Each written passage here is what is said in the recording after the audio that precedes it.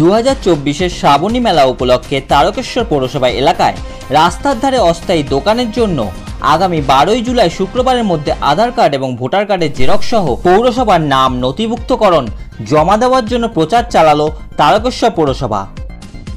এদিন রাস্তার ধারে মাইকিং করে প্রচার চালানো হলো। হাজির হয়ে নিজের নাম নথিভুক্ত করান। প্রশাসনের নির্দেশ অনুযায়ী যারা নাম নথিভুক্ত করাবেন না তারা আসন্ন শ্রাবণী মেলায় কোনো অস্থায়ী দোকান করতে পারবেন না।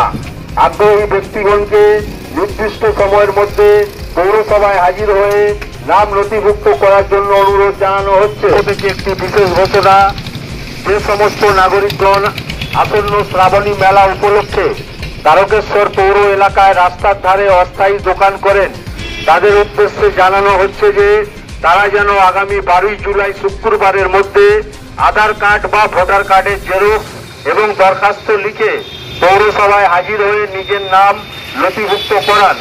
প্রশাসনের নির্দেশ অনুযায়ী যারা নাম নথিভুক্ত করাবেন না তারা আসন্ন শ্রাবণী মেলায় কোনো অস্থায়ী দোকান করতে পারবেন না। আগ্রহী ব্যক্তিগণকে নির্দিষ্ট সময়ের মধ্যে পৌরসভায় হাজির হয়ে নাম নথিভুক্ত করার জন্য অনুরোধ জানানো হচ্ছে।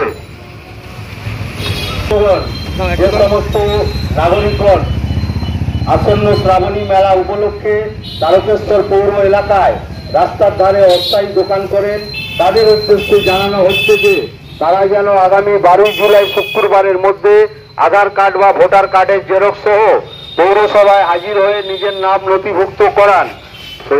প্রশাসনের নির্দেশ অনুযায়ী যারা নাম নথিভুক্ত করাবেন না তারা আসন্ন শ্রাবণী মেলায় কোনো অস্থায়ী দোকান করতে পারবেন না।